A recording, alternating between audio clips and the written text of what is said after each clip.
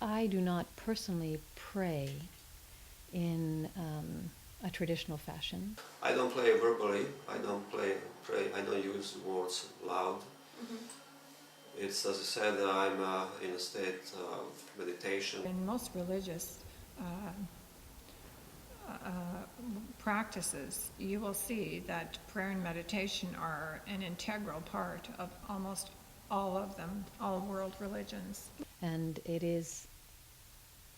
has been indoctrinated into people's consciousness that it is separate from themselves, that this God is outside of themselves. But actually, all of the religions state the same thing: that God is within, that the power is within. If we are simply part of thought and not being aware of where that thought or thoughts taking us, if we become part of drama that certain thoughts creates, we have no idea what we are doing, and those thoughts are very destructive. Those thoughts cannot be even, I would say, the totally opposite of prayer. I sort of think of daily thoughts as almost being a monkey mind, and that it is that monkey mind or that ego that is to be, when in your stillness, that you can detach from that monkey mind or that ego. Mostly we pray when we are fearful. You've got an exam coming up. You pray, right? Even if you're not religious. That the prayer could help, but that's not the most honest. There's all sorts of different twisted versions of prayers, as many psychological aspects that we have. The thought has only power if it's set up to the positive, affirmative intention. Where your intention goes, energy follows. It is the creation of the world, and that is that pure conscious awareness, and that is what you tap into when you get into prayer. Prayer, to me, encompasses all thoughts, not just thoughts identified as prayer.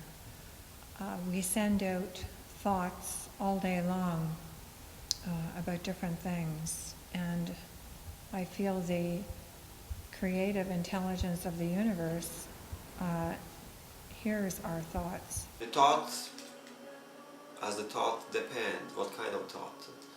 The thought could be created based on our fear.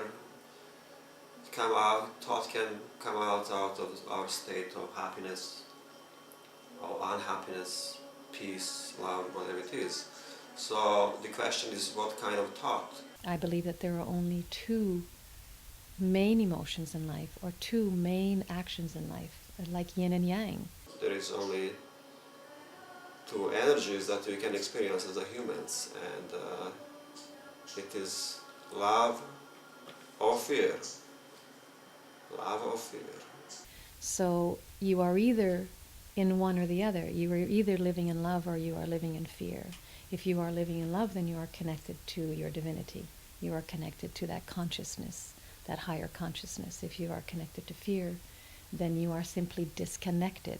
If we pray when we are peaceful, if we pray when we are in bliss, happiness, and we pray, we expand prayers, we extend our heart, love. Your normal state, your real state, who we truly are, is pure conscious awareness. So that is your normal state. It is when you are disconnected from that you are not in your normal state. Your normal state is balance. Your normal state is harmony. When you are out of harmony, when you're out of balance, then you are disconnected, and that is not your normal state. But it is your normal state because you're a human being and you're here to experience it. If we pray because of the fear, we are afraid, or because of the danger, catastrophe, that's all right, but it doesn't have that power as if we pray from a peaceful state of being. If your focus is on the fear, well, then that's what you're going to build on. If your focus is on love, well, that's what you're going to build on. So recognize it, because it is there for you to build courage to get into a place of trusting of life. And it is it is absolutely one of the 5 essential emotions that we carry as human beings. And why we are here as human beings is to experience emotion.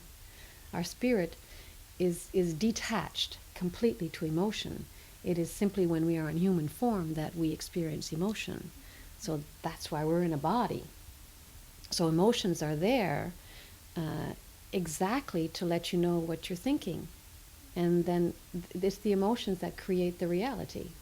So to be connected to your emotions, but then be detached from it. And then to follow what you want in life and what you believe life is to be. If you believe it's filled with it is to be filled with struggle, then that's what it'll be. If you believe it is to be filled with love and joy and abundance and beauty and peace, well then that's what you will attract as well.